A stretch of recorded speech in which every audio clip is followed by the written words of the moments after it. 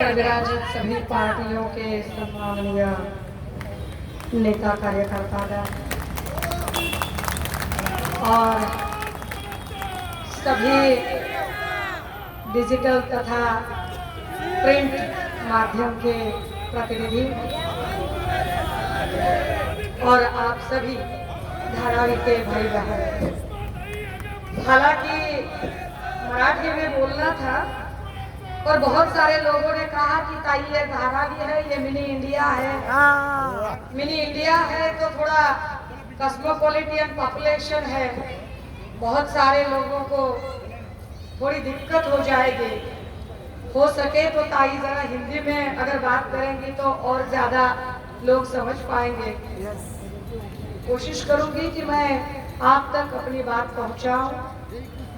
आपने बहुत लोगों को सुना है और इतनी बड़ी तादाद में वक्तागण सुनने के पश्चात मैं कुछ और कहूं। मैं कुछ भी कहने से पहले एक बात बता दूं,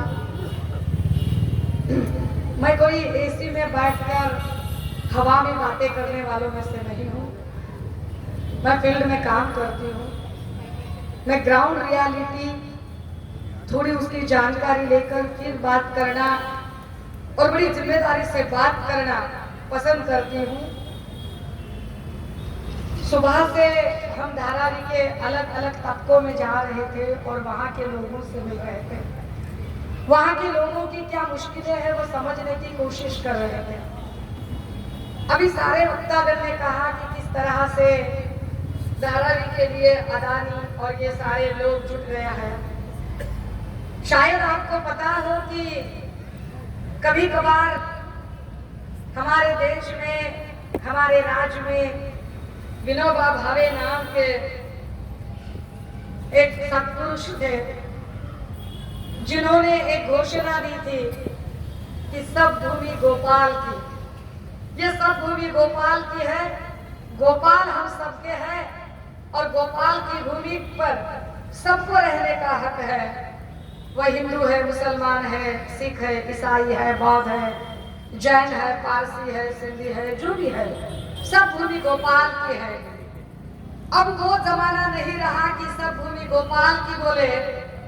अब नौबत ये आई है कि मोदी बाबा की कृपा से, असीम कृपा से सब भूमि गोपाल की कहने की बजाय सब भूमि अदानी की हो रही है। ये जो सब भूमि अदानी की हो रही है और इसमें जिन जिन लोगों को, जो लोग आहत हो रहे हैं, जिनके घर यहाँ से उठाए जा रहे हैं, जो धारावी से खदेड़े जा रहे हैं, ऐसे धारावी से खदेड़े जाने वाले लोगों के लिए एक कुछ मोर्चा, एक गठबंधन करने की होड़ यहाँ पर हुई। यह बात जरा समझ ले आप सभी।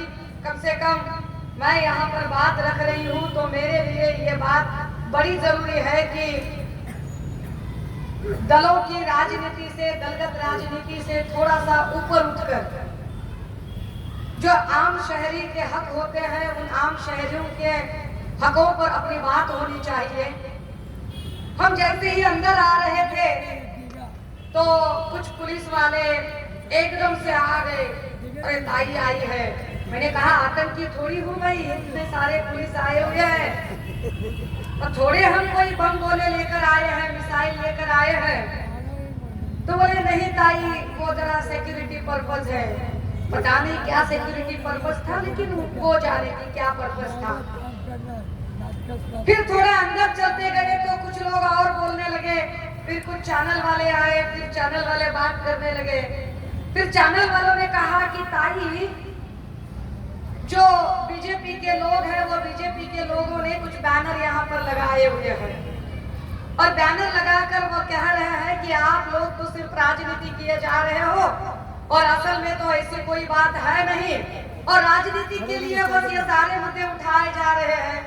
मैंने कहा भाई बैनर कहाँ पर है? तो मुझे बैनर नहीं दिखाता। शायद आप लोगों ने देखे होगी, लेकिन मैंने किसी से अभी बैनर देखा।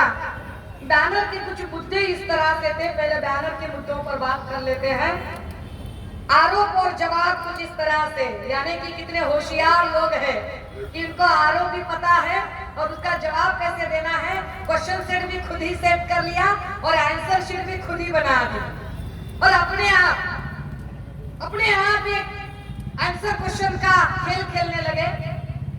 पहला आरोप कि सभी को धारावी से बाहर निकाला जाएगा, तो वो कहते हैं कि नहीं, ऐसे तो नहीं है, सिर्फ हम अपात्र जो लोग हैं, जो एलिजिबल नहीं है, जो काबिल नहीं है, जो इसकी बेनिफिट नहीं ले पा सकते हैं, जो लीगली हमारे उस क्राइटेरिया में नहीं बैठते हैं, हम सिर्फ उन्हीं लोगों को खदेड़ देंगे, बाकी सारे लोग तो इधर रहेंगे। और इनके पात्र अपात्र की डेफिनेशन क्या है? तो कह रहे हैं कि 1 जनवरी 2000 के पहले के जितने भी लोग हैं वो यहीं पर रहेंगे और 1 जनवरी 2000 के बाद के जो लोग हैं उनको हम पात्र कहलाएंगे और जितने पात्र हैं उनको देंगे।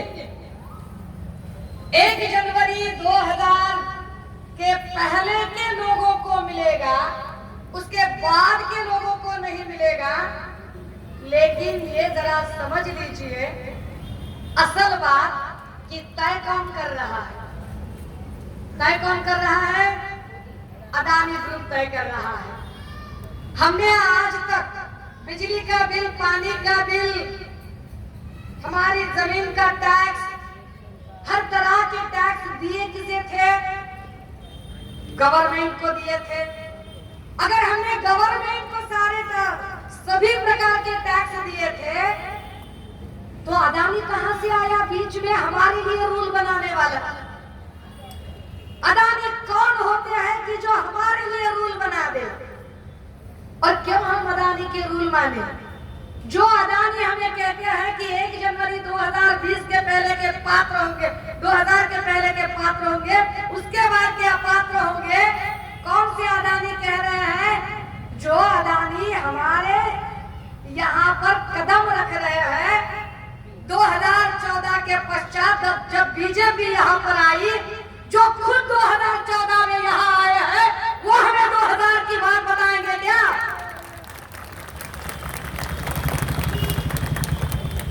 म्हणजे काय आमच्या काही कानात बिड्या येतात का डोक्याला गोडतील लावतोय आम्ही? आणि तू स्वतः 2014 ला आला असले का? आणि तू आम्हाला सांगणार होय की 2000च्या आधीचे पात्र, 2000च्या नंतरचे पात्र, इथे काही इटी दांडू खेळायला बसलेत का काय? कळत नाही काय आम्हाला काय चाललंय ते राजकारण? सोचने वाली बात है कि अगर हम गवर्नमेंट को टैक्स दे रहे हैं तो अदानी क्यों पूछता है? और अगर अदानी रूल बनाता है तो अदानी को क्या हक है? जो खुद 2014 के बाद आया है वो 2000 का रूल कैसे बनाता है? चलिए जरा दूसरा थोड़ा और जरा मुद्दे लेती हूँ। वह कहते हैं कि सभी को घर नहीं मिलेगा, ऐसा हमारा कहना है, तो वह कह रहे हैं कि घर के बदले घर मिलेगा। मैंने घर के बदले घर के बारे में पूछताछ की। मैं हर एक तबके में जाकर खुद वहां पर मिलकर आई, एक गलियारे में जाकर आई। क्या बोल रही थी बूढ़ी औरतें, माएं, बहनें, भाई? क्या बोल रहे थे? वो बोल रहे थे कि ताई, मैं यहाँ पर रहने आई, मैं 70 साल से रह रही हूँ, मैं 60 साल से रह रही हूँ, मैं 50 साल से रह रही हूँ। ताई, मैं 60 साल से यहाँ पर रह रही हूँ और अब मेरे 3 बेटे हैं। अब तब मेरे दिमाग में नहीं आया था ताई कि मैं शायद कोई 1985 में आई, मैं 1990 में आई, मैं 1995 में आई और तब मैंने अपना फोटो पास बनाया, मैंने अपना कार्ड बनाया, लेकिन उसका रिन्यूएशन करना था, ये दिमाग से निकल गया। अब 3 बेटे थे जिनके नाम कब आए हैं? 2000 के बाद आए हैं, क्योंकि पहले समझ में नहीं आया ना नाम लगाना है करके। अब अदानी क्या बोल रहे हैं कि नहीं, हम तो घर के बदले घर देंगे। यानी आप किसको दे रहे हो? जो 65 साल के, 70 साल के लोग हैं उनको दे रहे हो, लेकिन उनके जो 3 बेटे हैं, बहुएं हैं, उनका क्या? 3 में से किसको घर मिलेगा? बाकी बचे हुए 2 का क्या होगा? उनको घर कौन देगा? प्रश्न है ना। की जर एका माणसाने आधी नाव नोंदवले होते आणि त्याला 1985 ला 90 ला 95 ला कळले नाही की आपण ते नाव आपल्या मुलांचे पण नोंदवायचे, त्याने एकट्याचेच नाव नोंदवले होते आणि नंतर 2000 नंतरचा हा नियम आता आला, पण त्यांच्या 2-3 मुलांची नावं नोंदवलीच गेली नव्हती. मग त्या 3 मुलांची जी वेगवेगळी घरं आहेत त्यांना कुठे घराच्या बदल्यात घर मिळतंय? त्यांना तर तुम्ही सरळ अपात्र म्हणून बाजूला काढायला लागले ना. याच्यावर काय म्हणणं आहे बरं बीजेपीच्या तमाम अदानीच्या दलालांचं?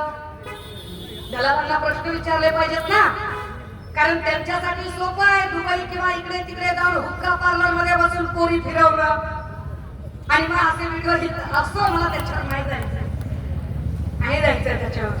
काय म्हणजे इतका निर्लज्ज प्रकार आहे की त्यांना बोलणंही कळत नाही आणि तरीही ते प्रभू श्रीरामाचं नाव घेतात. ज्यांना राम कळत नाही, रामाची मर्यादा कळत नाही, राम एक रचनी एक पत्नी होता हेही ज्यांना कळत नाही. असो, मग त्याच्यानंतर त्यांनी एक तिसरं सांगितलं की आरोप है कि छोटे मकान दिए जाएंगे, लेकिन हम कह रहे हैं कि 350 स्क्वायर फीट के दिए जाएंगे ना, ऑन पेपर दिले नहीं ना. वर्षाताई स्वागत है. दिए जाएंगे, दिले नहीं है, पेपर नहीं डाला. हमारे गांव की तरफ एक कहावत है, भाइयों मैं मराठवाड़ा से हूँ, थोड़ा बॉर्डर इलाके में हूँ, तो हमारी तरफ क्या कहते हैं पता है?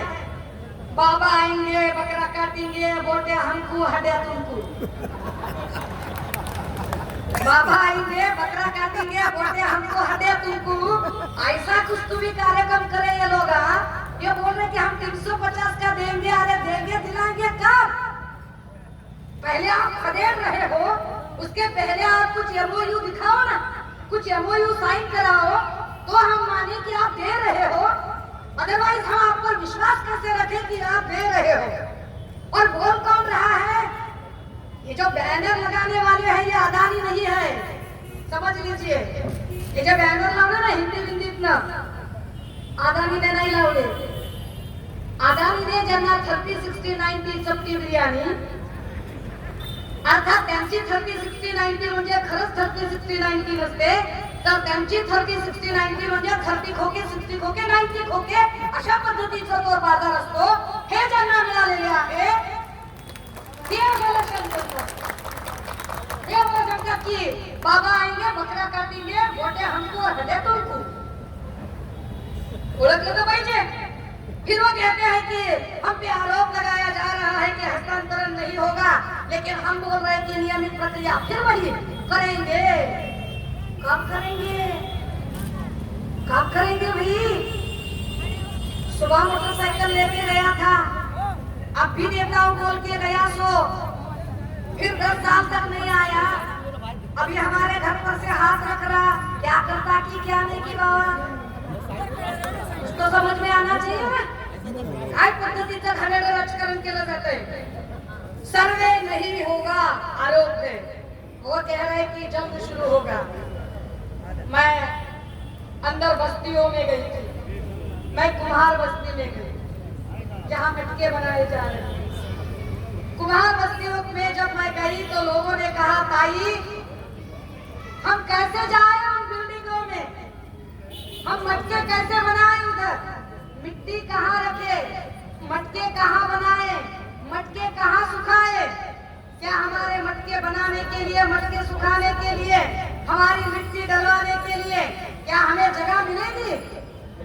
नहीं मिलेगी. अगर वो जगह नहीं मिलेगी तो वो बंदा खाएगा क्या? उसकी रोजी रोटी का क्या होगा?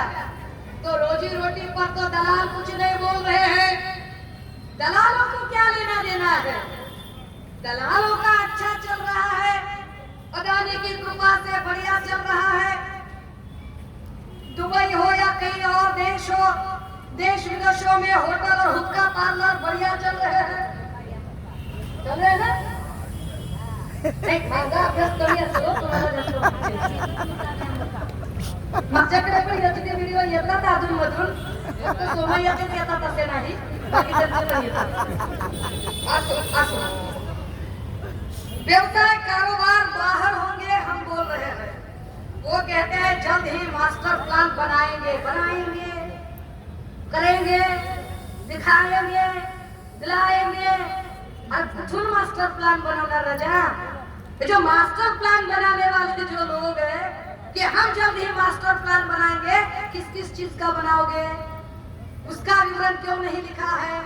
विवरण लिखिए ना, क्योंकि मैं जब गई थी, राखी बनाने वाले लोग अलग से हैं, कुकीज बनाने वाले लोग अलग से हैं, चॉकलेट बिस्किट बनाने वाले लोग अलग से हैं, स्टेशनरी कटलरी बनाने वाले लोग हैं, टिश्यू पेपर से लेकर यूज एंड थ्रो की प्लेट और कप बनाने वाले लोग अलग हैं, पर्स बनाने वाले लोग हैं, जूते बनाने वाले लोग हैं, गुलाब जल की बोतलें भरने वाले लोग अलग हैं, सेंट बनाने वाले लोग अलग हैं, इसमें मटके बनाने वाले लोग अलग हैं, पापड़ बनाने वाले लोग अलग हैं। और इन सारे लोगों को देखकर मैं अचंभित रह गई कि अरे बाप रे, पापड़ बनाने वाली औरतें कहती है की ताई आम्ही पापड बनवतो इथे, या पापडाचं पीठ कुटावं लागतं ताई, कुटावं लागतं। हे पापडाचं पीठ कुटायचं सांगा, आम्ही कुटायला जागा देणार आहेत का हे? आणि बिल्डिंग मध्ये जर आम्ही पापडाचं पीठ कुटायचं म्हणलं तर 10 वर्षाचा आज बिल्डिंग खाली येईल। पापड वाळू कुठं घालायचा त्यांनी बघून आले मी, हवा में बात नहीं कर रही हूँ, बघून आले हे सगळं। मी म्हटलं मला समजून घेतेय, मी फक्त समजून घेतेय। त्या म्हणाल्या ताई ऐसे नाही, हे जे सांगतात ना राजकारण करू नका, राजकारण करू नका, त्या माय मावल्या माझ्या पब्लिक डोमेन मध्ये माझ्या पेजवर व्हिडिओ सगळा लाईव्ह आहे, चेक करा काय बोलतायत त्या बायका। त्या म्हणतायत ताई आम्हाला जर आमच्या म्हणण्यानुसार जर नाही केलं ना, पापडाचा पीठ कुठला तसा एक एक दलाल कुटून टाकू, आम्ही कुटून टाकू। काय पद्धतीचं खाण्याला राजकारण करतात? काय सांगताय ते कि हम सारी सुविधा दिलाएंगे। क्या सुविधा दिलाएंगे हम? तो बोल रहे हैं कि हम स्कूल, अस्पताल, बिजली, पानी, गैस दिलाएंगे। अरे दादा, पाणी आणि गॅस तर तुला द्यावाच लागेल ना, पाणी गॅस आणि प्रत्येकाच्या फ्लॅटचं टॉयलेट हे तर तुला द्यावंच लागेल, पण पार्किंगचं काय? What about parking? एका फ्लॅटला पार्किंग कुठे देणार तू? त्या पार्किंगचा काय विषय असेल? त्यावर ते बोललाय का? तर त्यावर काहीच नाही। ज्या काही शाळा आणि हॉस्पिटल मध्ये असतील ते गव्हर्नमेंटचे असतील की अदानीचे असतील? अदानी आधी लालूच दाखवेल, जशी आम्हाला जिओची लालूच दाखवली होती, करलो दुनिया मुठ्ठी में, आपल्याला बरं वाटलं। त्या शिक्षणाचा दर्जा काय असेल ते आम्हाला सांगा। गव्हर्नमेंटच्या शाळेमध्ये, एकाही गव्हर्नमेंटच्या शाळेमध्ये आमदार खासदाराचं पोरग शिकत नाही, झडपी किंवा नगर परिषदेच्या शाळेत। एकाही गव्हर्नमेंट झडपी नगर परिषदेच्या शाळेमध्ये नगराध्यक्षाचे किंवा महापौराचे किंवा जिल्हा परिषद अध्यक्षांचे पोरग शिकत नाही। एकाही झडपी गव्हर्नमेंटच्या शाळेमधून नगरसेवकाचे लेकरू शिकत नाही, हे तर सोडा, त्या शाळेत ते आमच्यासाठी जास्त गरजेचं आहे। त्यावर ते बोलतच नाही, त्यावर ते चकार शब्द काढायला। जर तुम्ही कुठेतरी डम्पिंग ग्राउंडला, मिठागरांकडे, मुलुंड सारख्या ठिकाणी इकडे तिकडे शिफ्ट कराल तर कसे होईल? मी ज्या स्मॉल स्केल इंडस्ट्रीज आहेत त्या लोकांशी बोलत होते, तेव्हा एक माय माऊली सांगत होती, म्हणजे तिला बोलताना एकदम ती बिचारी अशी इमोशनल झाली, ती म्हणायला लागली आणि कुठे जायचंय म्हणली आम्ही, जीएसटी परिपूर्ती देऊ। कोण तुम्ही? अदानी का ठरवेल की आमच्या स्मॉल स्केल इंडस्ट्रीच्या उद्योगधंद्याचा 5 वर्षाचा जीएसटी देऊ म्हणून, पण 5 वर्षाच्या पुढचा देणार नाही? हा अधिकार अदानीला का मिळावा? आणि वरून जर हे सगळे अधिकार अदानीकडे असतील की आम्ही करत असलेल्या उद्योगाचा टॅक्स किती ठरवायचा, किती वर्षांनी द्यायचा, काय करायचं काय नाही, त्या लेकरांच्या शाळेचं, दवाखान्याचं, मरण मातीचं, तर सगळं अदानी ठरवणार असेल तर आम्ही तिथल्या घराचे मालक तरी कसे असेल? म्हणजे आम्हाला किरायदारच करताय तुम्ही, जबाबदारी असेल। राजे हो, यात कुणाच्याही भावना दुखावण्याचा काही संबंध नाही, पण तरी सुद्धा काही खबरे असतात, असे मोबाईल वगैरे घेऊन बसले, ते खरेच 30-60च्या अपेक्षेतले असतात। तुम्हाला माहितीये का राहुल शेठ काय झालं ते? काय झालं ते बघा। तर असे काही खबरे जे मोबाईल घेऊन बसलेले, 30-60च्या अपेक्षेने बसलेले, अशा सगळ्यांच्या जर भावना दुखावल्या असतील, वाईट वाटलं असेल, राग आला असेल, उपमर्द झाला असेल, चुकून वाकून भावना दुखावल्या गेल्या असतील, तर अशा सगळ्यांची, अशा सगळ्या लीडरने, डीलरची, त्यांच्या दलालांची, त्यांच्या भटकुल्यांची, त्यांची खातगिरी करणाऱ्यांची आणि त्यांच्या खबऱ्यांची यापैकी एकाचीही माफी अजिबात मागणार नाही. मला असंच बोलायचं होतं, माझं हेच म्हणणं होतं. मी अशीच बोलते आणि मी अशीच बोलत राहील. थांबते, रजा घेते. जय हिंद, जय भीम, जय महाराष्ट्र.